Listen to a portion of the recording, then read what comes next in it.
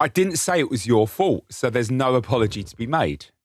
Well, if it's not my fault, it's Apple's fault. We're the only two parties. My phone Some and things Apple happen, phone. and it's not someone's fault. People these days, this is everything that's wrong with society today. Someone's looking for someone or something to blame.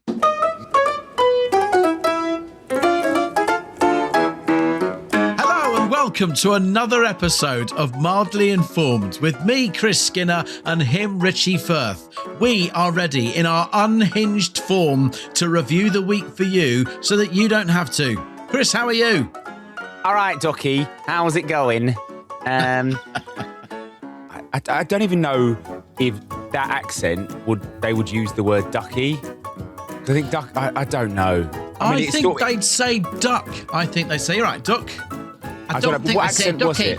What accent was it? Mancunian. You reckon it was Mancunian? I reckon it was Lancastrian, but outside of Manchester, maybe Rochdale. What was it meant to be? Yeah, it was meant to be like the northern suburbs of Manchester. But I would welcome someone. I would welcome someone from outside of Manchester to tell me how close it was and whether ducky was appropriate. Please mildly inform us. An interesting foreshadowing of what might be coming today, I think, is the somewhat unhinged first minute of this week's episode. It's always a barometer, isn't it? Like, how far can we get into the programme without facts before everything falls apart? And I don't have a lot of hope for today's show, given that I have seen what you are going to be talking about today, and I don't fully understand at least half of it. Should we get underway, Chris? Please, start us off, Rich. As you know, I am a tech-obsessed young man. I like a gadget. I have a Fitbit tracker for my dog. I like to keep up to date. I like to keep my finger on the pulse. Unapologetically, I would say I am very much hitched up to the Apple bandwagon. I have an iPhone, I have an Apple Watch, I have a Mac. It's not because I want to extol the virtues of Apple or I'm some kind of shareholder. It's just I had an iPhone. I found that when you get all their other bits of family of tech, it all works across it. So why not? This week, I was invited to do a software update on my iPhone. Now, I don't have the latest iPhone, but it's only about a year old. By no means is it old or knackered. It's not the latest type. But I know that in tech, the world of tech, it's a good policy to keep updated to the latest software package. So I dutifully updated my software package. Once that was done, I'm then told, you have no storage. You have no storage. WhatsApp starting to freak out saying, you have no storage. You're not going to be able to use WhatsApp. The phone saying, you have no storage. Get rid of some apps. Get rid of some pictures. Put stuff on the iCloud. Stuff is on the iCloud. So then I look into what's going on. I'm thinking, what is taking up all of this storage? The operating system, the latest update. By going up to date, it has filled the storage on my phone and rendered it nigh on impractical to use right now. It's doing my head in. I wish there was an option to go back and uninstall the latest update and run with an out-of-date update, because then my phone worked. So Apple, tech people, your storage updates, 1 star. I see what you're doing. You're wanting me to buy a new iPhone, and I'm not having it. Okay, look, this sounds bad for you, but can I just double check here? Because I've also run the update, and I see applications in total, of which I would say the operating system is probably a part. Oh no, actually, iOS, I see it's the dark grey in the thing. Yeah. Chris, we look, Tim Cook stepping down, I believe, this week or this month. Yeah. It's bad times for Apple because this podcast is about to unravel what is going on. So let's compare our operating systems and storage. Okay, because I am prepared to call bullshit on you on this one. Well, that's standard. Because my iOS, how many gigabytes does your phone have in capacity in total? 128. Okay. I'm a 256 guy. Right. Okay. Look at him getting his dick out on the table. But I believe you have here's a difference in us. I believe you have a higher spec phone, but with lower storage capacity. I have a lower spec phone with higher storage capacity. There are nerds that are really getting off on this. I have the iPhone 16 Pro. I have the the one with an E on the end of it. The new, is it 16E? I don't know, which is the lightweight version of that. Yeah. So yeah, I have a 16E. I'm on a 26.4.2. You're on what? God. My iOS version is 26.4.2. Okay. Mine is 26.4.2. Yes, same one. Okay. And I can see that my iPhone storage taken up by iOS itself is negligible. I can see that mine is, of the 128 gig on the phone, mine is 34 gig. I mean, where do you actually see the number? Let me see. Scroll down to the bottom, down to the bottom of the iPhone storage page. How many gig is yours, sorry? 34.38 gig for the iOS, and then system data, 28.5 gig. So, nigh on 50 gig of the 128 they give me isn't my shit. This is not necessarily your fault, Rich, but my iOS only takes up 13.5 gig. This is your phone. This is not Apple. I'd be the first to call out a big tech giant if I felt they were in the wrong. But something's gone wrong for you there, mate. Is this an Apple iPhone? I mean, it's hard to tell exactly through the camera, but it does look like one, yes. So it's Apple's fault. They've said to me, update to the latest thing. I've updated to the latest thing. It's a behemoth. Chris, in total, the grayed out stuff, the iOS and the system data that I have no control over whatsoever, total nearly 50 gig, which is just under half of the phone. That doesn't leave much space for applications, photos and stuff like that. And I stick everything else in the iCloud drive, which I pay for. Chris, the empire's falling. I'm calling it. 1 star, Apple. I mean, again, I think this is specific to your phone, which again, I'm not saying is your fault. I'm not saying it's Apple's fault. But if I have run the same update and it's only taken up 13 gig, I think you dishing out a 1 star review straight away is highly controversial and ill thought out. I am going to go into a Genius Bar appointment in the next 7 days, and I will see whether it is my fault or not. And if they come out and say to me, say it was. If I come out and they say to me, sir, you're just going to need to get a new iPhone, then you need to be queuing up to apologize to me. I didn't say it was your fault, so there's no apology to be made. Well, if it's not my fault, it's Apple's fault. We're the only two parties. My phone and Apple phone. And it's not someone's fault. People these days, this is everything that's wrong with society today. Someone's looking for someone or something to blame. Maybe something just happened, and in time, it will fix itself. Yeah, I'll tell you what happened. They told me to update the phone. I updated the phone, and that's what's happened. Yeah. 1 star. I will not be shifted on this. Sure. Let's hope the mood changes. Christopher. I'm in a great mood. I'm having a lovely time with you. Tell me what's been going on in your world. Rich, I'm a supermarket delivery guy. I love going to supermarkets. But let me backtrack a moment. When I say I'm a supermarket delivery guy, I'm not the guy who's delivering your shop. I'm the guy who's receiving the shop. Just to be clear, although I do like the idea of having that as a job, that might be, if like the media industry spits me out, I love groceries. So I love groceries and I love supermarkets so much, but I just don't have the time in my busy life to go to the supermarket anymore. If the media industry spits you out, you could run a supermarket delivery service from your allotment. I mean, I'd need a bigger plot. Fair enough. If the media industry spits you out, you'll have quite a payoff. Okay, so let's say the council won't give me a bigger plot, yeah? Let's move Yes. on. I use multiple different supermarkets. I use a premium supermarket to deliver me the nice stuff.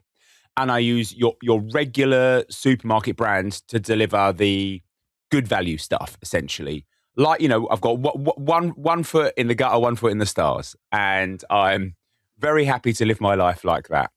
Can I just say, I've never heard of anybody having two separate supermarket deliveries from different supermarkets. That's outrageous behaviour, but carry on. Look, I'm really into my supermarket shopping, yeah? And I get frustrated sometimes when I have to spend, I'm like, oh my God, this individual product here, I know if I went to the blue and white and red one, that would be like £2 cheaper. So there's some stuff that's right to be bought in A and there's some stuff that's right to be bought in B.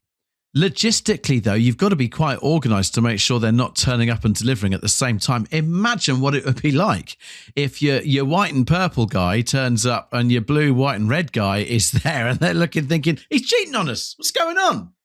Look, me and my wife are both producers with 50 years experience in this space.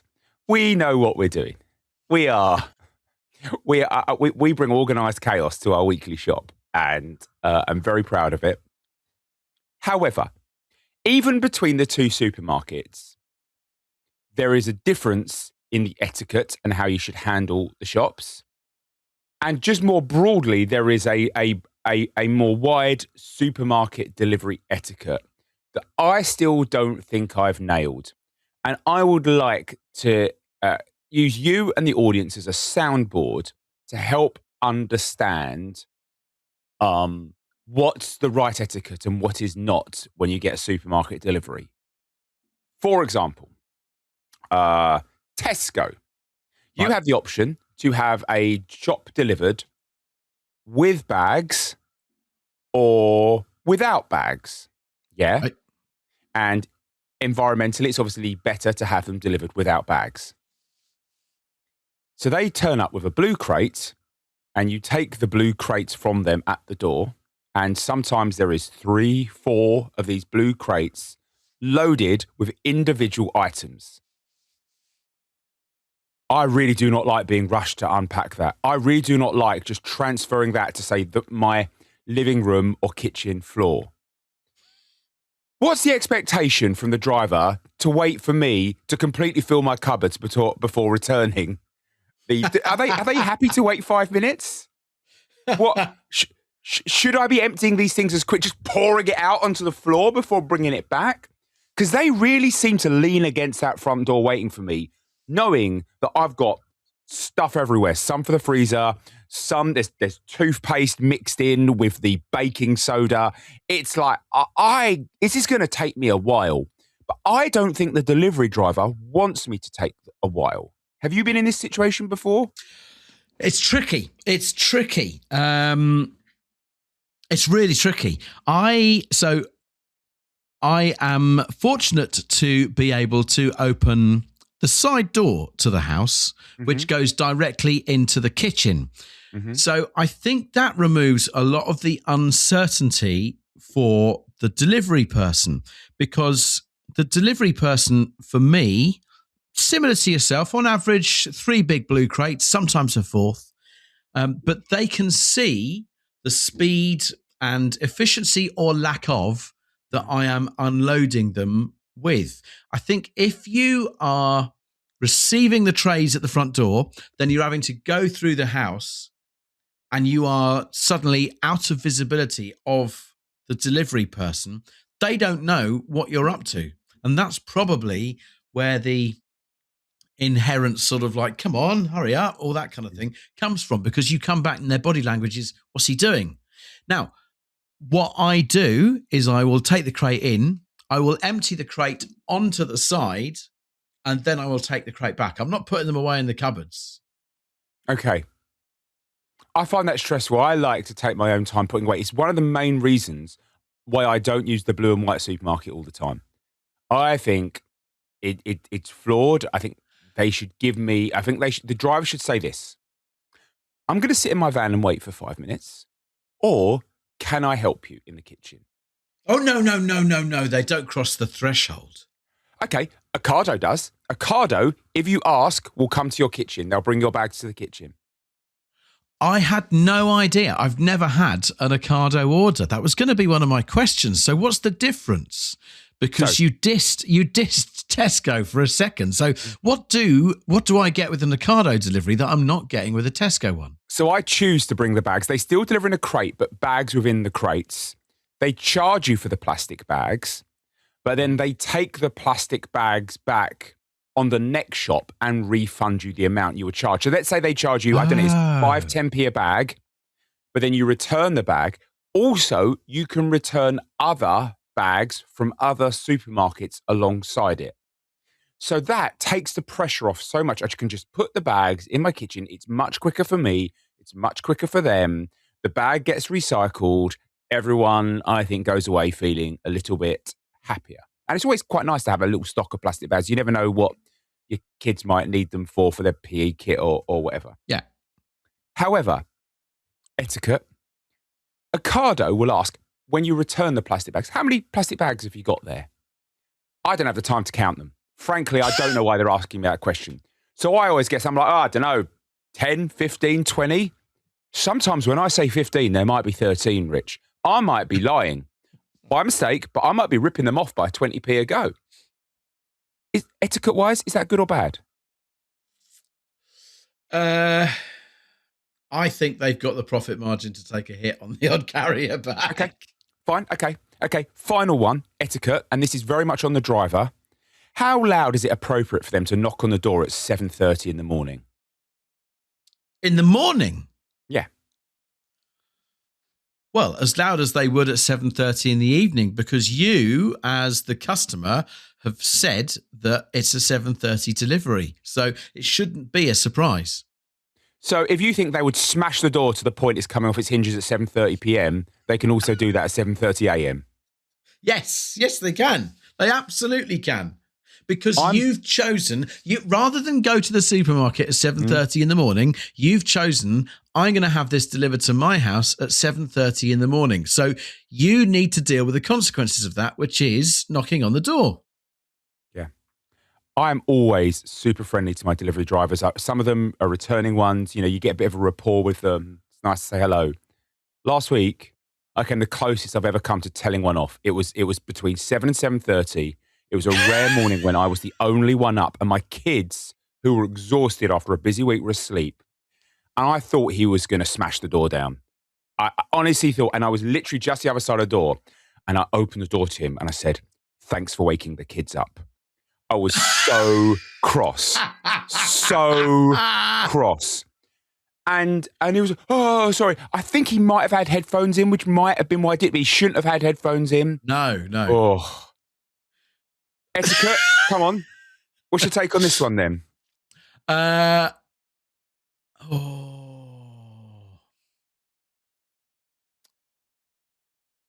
my take on this one is I think they're allowed to knock at whatever volume they want. Right. You should be expecting the visit. Right. Okay, Sunday, 5:30. Knock on that door as loud as you like. Yeah, when you come around with that punnet of raspberries, let's see what happens. If your kids are still asleep at 5:30 on a Sunday evening, well, NSPCC getting called. Okay, look, I love supermarket deliveries. Like, genuinely, I prefer going to the supermarket. It's not an option. I'm confused about the etiquette. I could do with understanding how to handle it. I think this is a bit on me. I think this is a bit on them. I'm going to give it 3 stars. If you would like to make comments about supermarket delivery etiquette, do so if you're watching on YouTube in the comments. You can email us mardlinformpod@gmail.com, or of course, we're on the socials at Producer Chris and at Richie Firth. Maybe you'd like to buy this on your next supermarket visit.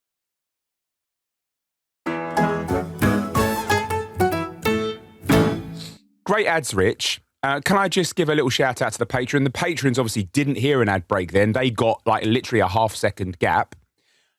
And they will get to hear in the Patreon exclusive show today The complete guide to how to live your summer to the best, or a little hack, a little life hack, how to do that.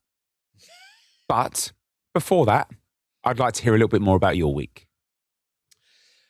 Chris, if you had won an Oscar... Okay. and you are returning home with it from the Oscars ceremony, would you let it out of your sight?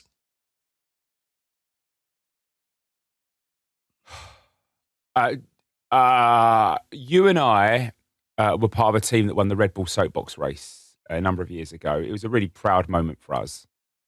After that, we got quite pissed. And there were 4 of these very heavy trophies handed out to us all.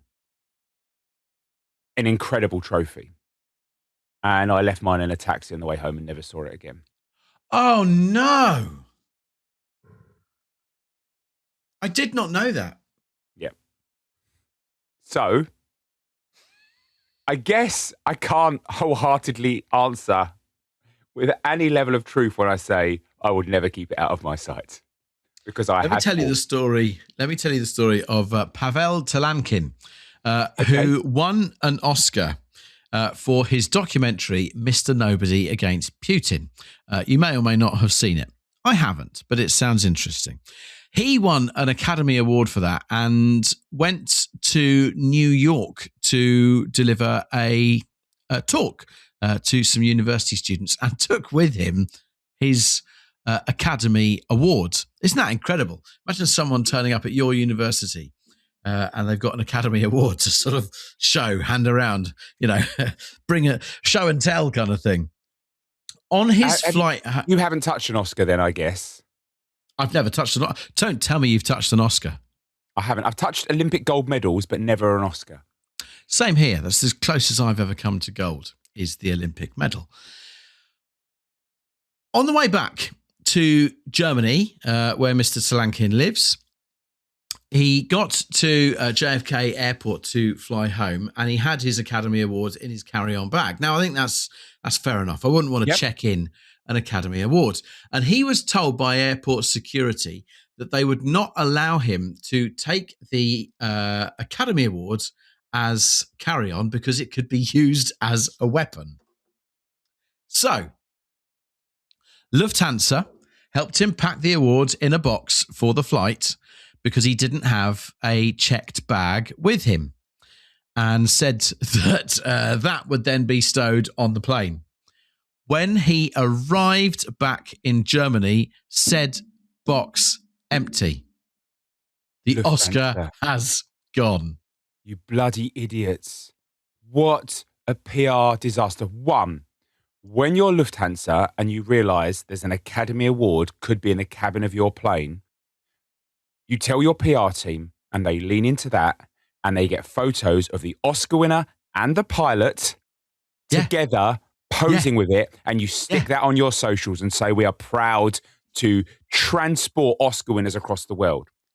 If your PR team has not been contacted, then someone senior at that airport goes, lads, whatever we are doing, we are not losing that.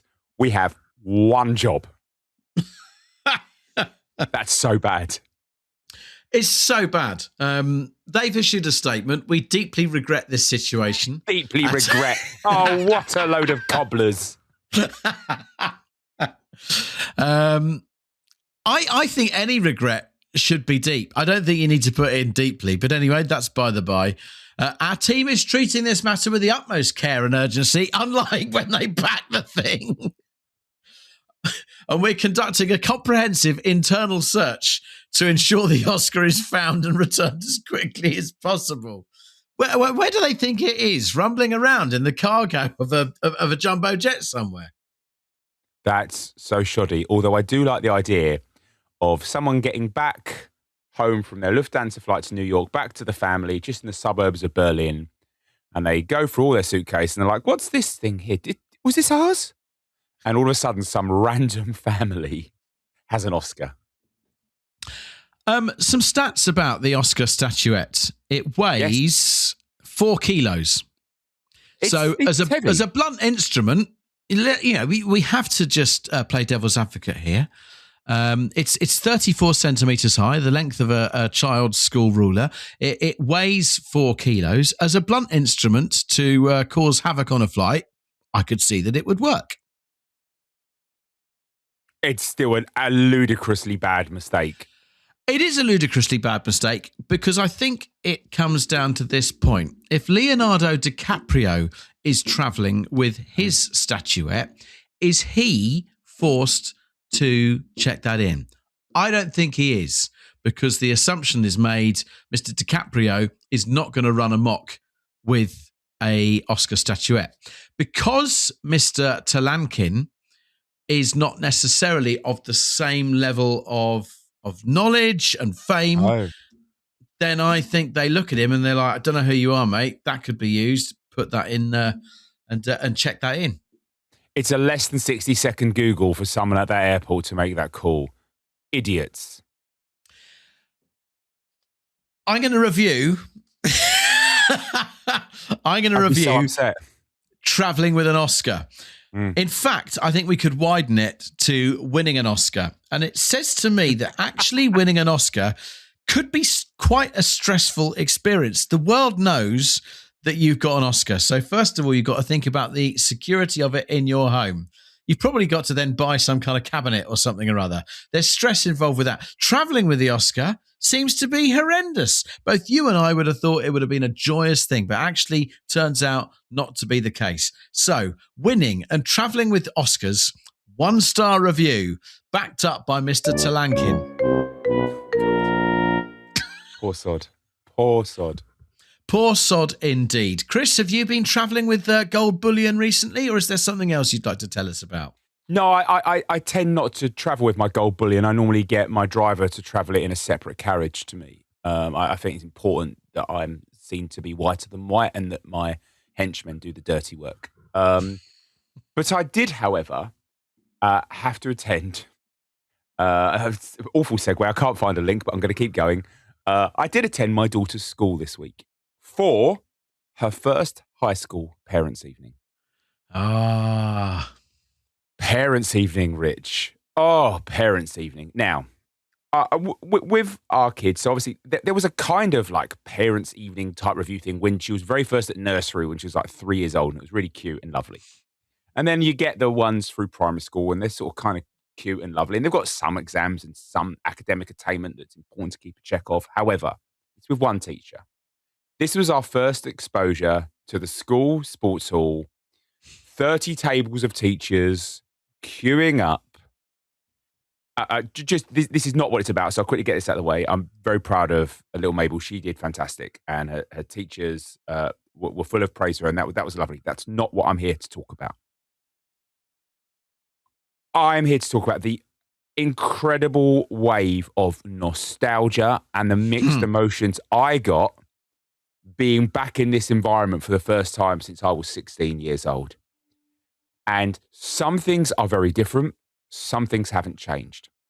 So, teachers, school culture, much nicer than when I went to school. You know, I went to a pretty strict East London Catholic school. My word, I heard more nice things said about my daughter 15 minutes into this than I heard in 5 years at my school. I don't think that's necessarily on the teachers. Well, I did think about that, but I wasn't awful. But I do remember, and this was a general thing, and you might have found your school a bit different. I actually thought parents' evening for my generation of kids, certainly in my school, was basically a once-a-year roast. It was the opportunity for the teachers to strike revenge. I would see, walking around the hall, I'd see mates and other kids in my class walking around, some in tears, some grey-faced, as teacher after teacher performed a character assassination of this child, and it being like a war zone, like genuinely an awful, toxic environment. And I saw none of that last night. It was so much warmth.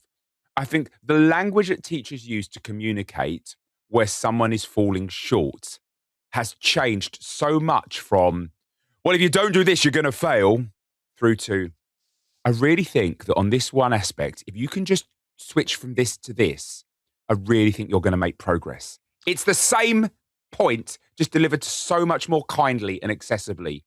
And we live in an age, Chris, where people, I think, well, you look at social media, might not always be the case, but certainly businesses, companies, organizations use their words more carefully. I think they understand that words have power. For example, you might be an airline and you deeply regret that an Oscar statuette has been lost. So when it comes to schools and developing the futures of tomorrow, then they deliver academic. They deliver academic shortfalls in a nicer way. Yeah, it was phenomenal how different it was. Some things are the same. Ludicrous queuing and tiny weeny 3 to 5 minute slots to see teachers, and dead on 7:30 p.m. Even if you've been in a queue to see the maths teacher for 15 minutes, it was out. Session is over. I guess the teachers had a pub booking for 8 p.m. I don't know. And that was, okay, some things will never change. The chaos of getting the slot with the right teacher. Some teachers literally being there for 2 minutes wanting to just get rid of you. Like, yep, they're great, off you go. Others developing long queues because they seemingly really wanted to get into conversations. Teachers are a quirky bunch as well. They're like, I have a lot of warmth for them, but they're quite an eclectic, like, I don't know, there's something that lures people into education, lures, I think, different types of people across the class spectrum, across the sense of taste and fashion. There were some people who looked like they were from the 1950s, some with piercings and tattoos. It was so interesting to see them, but they all really gave a shit. Did they feel young? On the whole, the oldest teachers, and they tended to, I mean, I think I'm older than the head teacher at the school. I would guess I'm at least the same age. And yeah, I mean, one teacher who was incredibly professional, I definitely am old enough to be his father. Oh, dear. A really interesting experience. Rich, you've obviously got this to come again in years ahead. Blew my mind. Like, positive experience, slight elements of flashback / trigger warning. But yeah, very, very strange. Very, very strange experience. So I'm going to give Parents' Evening, gosh. I mean, I'll give my Parents' Evening experience back in the day 1 star. Like I say, it was an annual character assassination and roast. But I'll give Parents' Evening now, I'm going to give it a 4-star experience. Oh, well, that's on Mabel, I think. So if Mabel's watching this episode, I mean, goodness me, I hope she's not. But well done, Mabel, because that 4-star review is all you. She gives this show a 3-word review. Actually, quite funny. I'll take that. Thank you, Mabel.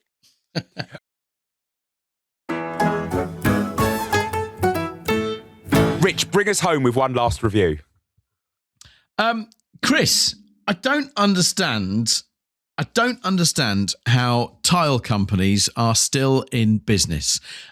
We spoke a few weeks ago on this podcast about interior decoration and your frustration with some of the terminology, the vocabulary, and all that kind of stuff. I didn't think that so quickly after that we would be returning to a particular aspect of home decoration, and that is tiling. Now, obviously, you can tile your bathrooms. Some people will need tiling in kitchens as well, but bathrooms generally where you find your tiling. And we are getting our bathroom done soon. It's completely up to my wife as to how this is being done. I couldn't even tell you what's being done at all. Knock yourself out. I just want to be able to have a shower and a shit. However, over the last week, parcel after parcel after parcel is getting delivered to the front door, and they all have tiles in. Now, we know tiles aren't light.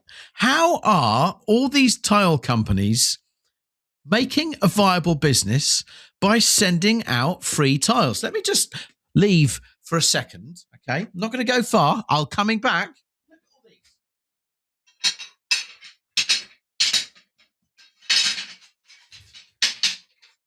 Great sound effects. Quite a few. Oh my God. Nearly got a full ass cracking shot there. Not quite. Sorry about that. Well, you will when I put them back. Tile. Tile. Tile. Tile. Are they full size? Or are they just sample size? These are full size, Chris. There's loads of them. They've all been delivered. These weigh more than an Oscar statuette. How can this be feasible? How can this be economically viable? Because they ain't getting these back. All right, some of these we won't even use. We're only going to have one of these tiles, but there's a good 10 that have been delivered. And there's smaller samples there as well. I haven't got like octopus hands. I can't pick them up. But how? All right. Say, for example, we go with this. Don't even know what it is. But say we go with that. All of these other ones, they've sent them out to us. Waste of time. Waste of time. Post people are developing lower back pain, delivering all this kind of shit. What's the deal? It just doesn't. We're getting so much better on so many things. Saving the. I don't understand why you're laughing, Chris. I'm trying to make a serious point here. We're saving the planet. We're doing so much better and being economical, and then van after van's going by with wasted tiles being delivered. How do you think they get away with doing it? Or is this like the AI bubble? The tile bubble's about to burst. I think the bubble is about to burst because that can't carry on. I don't know how they get away with it. So talk me through the next sort of 2 years in the tile industry. The next 2 years in the tile industry is going to go like this. The Strait of Hormuz remains blocked. Everything is squeezed. And the tile industry are like, fuck, we can't keep on. There was a lady in Hertfordshire. We shipped out about 20 tile samples and she only used one. What's the point? Oh, well, that's what every single person does. Have you looked at our balance sheet? Oh, my God, we can't do tiles anymore. We're closing. And that's happening within 6 months. What are you laughing at? I don't understand what's funny. I like the entire tiling industry seeming to be two guys who oversee shipping and just randomly decide to do accounting. You know what we should do? Accounting. Have you done any of that? What, do you remember accounting? When did you last file? I've never filed. What is a contribution margin? What is the cost of our supply chain right now? Where are the kinks? You're being contrary. Surely you see my point. I'm not being contrary. I'm actually would contest to you that this is a calculated play by them. The margin on a tile is so sufficient. Let's say they charge £5 a tile. Maybe that sample is only worth 50p. So they are able to send all of them tiles out, knowing that essentially for the project, you might end up buying 100 of them. And they just accept that is in the normal realms of possibility. And you know what? Some customers might be super indecisive, and for them, it's a lower margin. But then also, there'll be customers with big kitchens, big bathrooms, and they will the profit they'll make from them will be absolutely phenomenal. I tell you now, Strait of Hormuz aside, people will still be buying tiles in 2 years' time, and they'll be making comfortable profits. Will you allow me to do a quick Google search just to see? Okay. Will you allow that? Knock yourself out, mate. Thank you. Are tile companies going out of business? Is that the question? Oh, my God. Oh my God. AI overview. Yes. Several major tile companies, particularly in the UK, have faced severe financial difficulties, entered administration, or announced store closures in 25 and 26 due to rising costs and a weak DIY market. In fact, Topps Tiles on the 1st of April 2026 announced it was to close 23 stores over rising costs. 8 have already closed, with the rest to shut over the next 6 months. Well, congratulate your wife on breaking Topps Tiles. I'm not laughing at Topps Tiles. Obviously, I've spotted a problem that the tile industry should have spotted around about a year back, but I'm not surprised. I didn't know we were an investigative show, but we have cracked this wide open. Hey, if I'm right about tiles, Apple, you should be shitting in your boots. And that is how this episode ends. Lufthansa, get looking for that Oscar. There is more on Patreon. But if not, that's it. See ya.